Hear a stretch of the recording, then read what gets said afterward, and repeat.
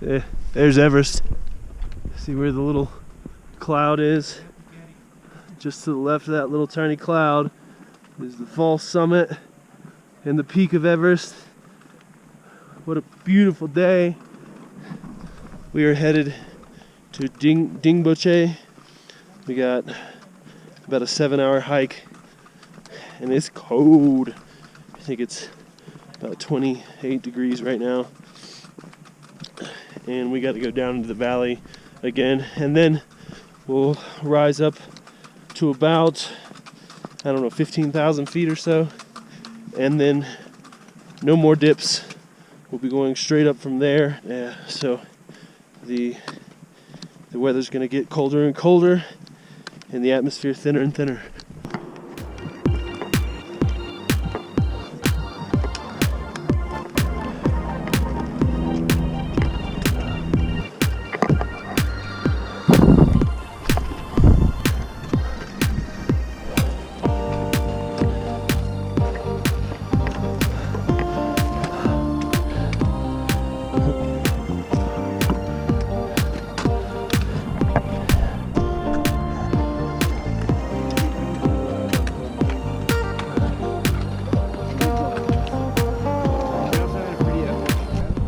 Yeah. Go to the base camp takes about 1 day.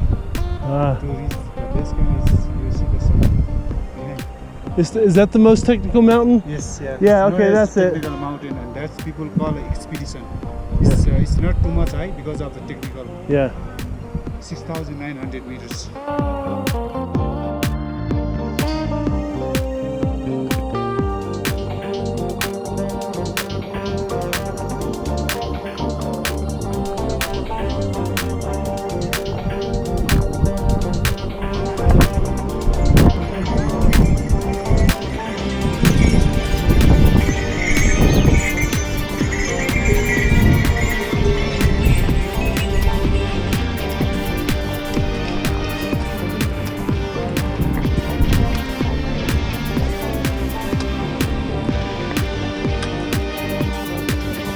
Ready?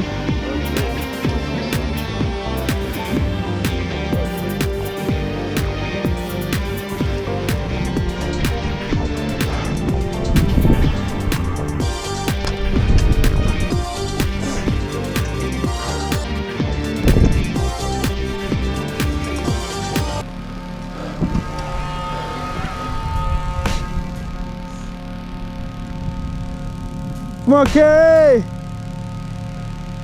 Woo!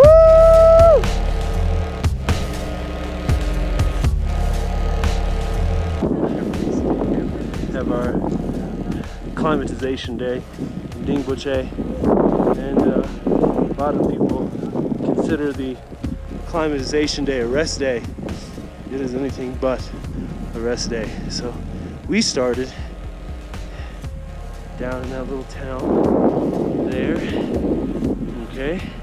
And we summited this little mountain, getting close to it anyway. It's about 2,000 feet or so, I believe, straight up. It was quite challenging, but the views are absolutely incredible.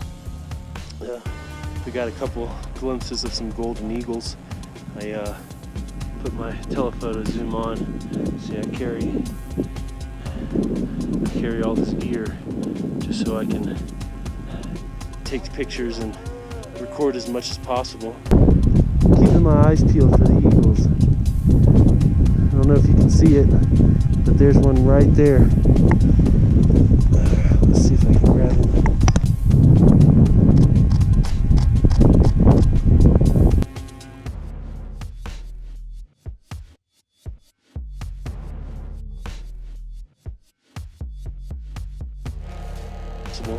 But I think I got some really good shots of the eagles, some close-ups, so we'll see how those come out. Everybody's feeling pretty good though.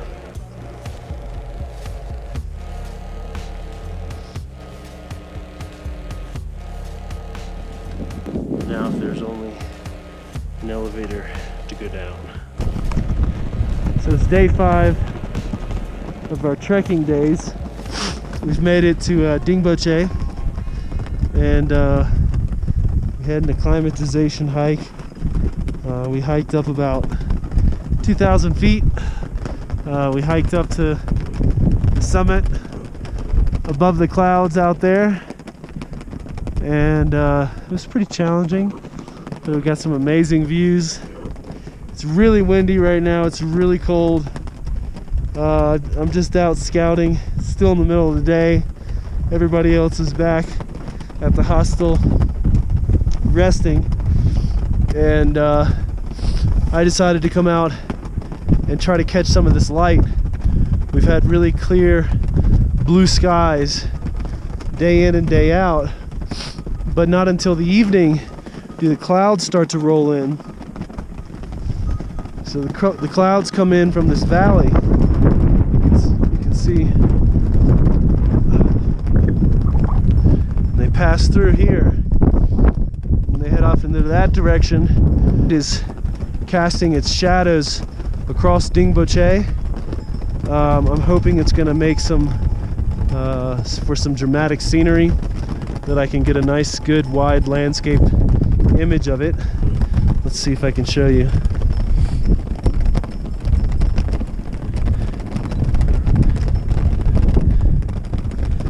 So I don't know if you can see that very well, but that's the idea anyway. I may go vertical and turn it into a pano, stitch it together later. I'm not really sure. We got a couple of yaks coming up the side here. See these little guys?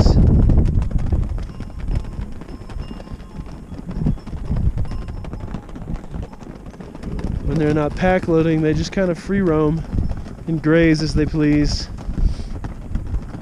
Before commercial guide and before commercial trekking became popular in the area, Dingboche was really just a yak farming village. None of these buildings were even here. Very few. They've all come from trekkers like me and you. I've been covering my mouth when we hike like this.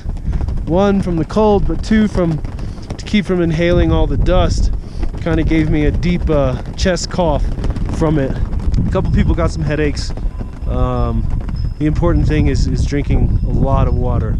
You know, trying to push 4 liters a day is a good goal to have. I had some shots at some golden hawks earlier today, and I was really excited. I was climbing the peak, you know, going along, you know, at a slow pace, nothing too difficult. And then I saw these big golden hawks, you know, probably 6.5 foot wingspans or so, and I got so excited. And you know, I whipped out my camera, zoomed in, and started shooting. And I'm pretty good at tracking the birds through flight, but I had it on the wrong settings. I had it on single mode tracking, basically just one tiny little box. And so many of those pictures came out fuzzy and blurry, but some of them I got lucky. I have a custom dial mode on my 7D2 here, and basically what I did was I put autofocus tracking mode on, as well as the AI servo mode, so that as my objects move, the focus constantly changes on that flex zone. So I choose the zone to kind of zero in on, right? Like its eyeball, its wing, whatever it may be. And so I bumped up the ISO. I'll try to shoot in 400, somewhere between 400 and 800 to get around, 1,000 to a 1,500th of a second. I'm very, very new to wildlife photography, but I have a strong passion for giving it a go, for trying it and becoming proficient at it. So we'll see what happens over the next year or two. All right, so let's see if we can get these pictures. I'll throw them up if they're any good. All right, see you soon.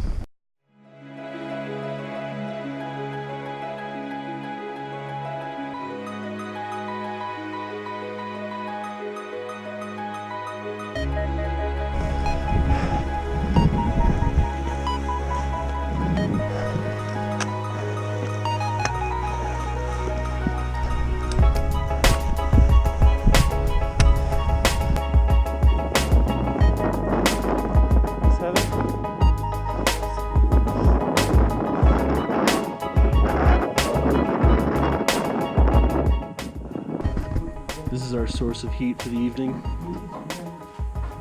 It's a fire made of dung and wood. Combination, right? No, just dung. It doesn't really smell bad at all, but it's very warm. Yeah. She still looks like she's freezing.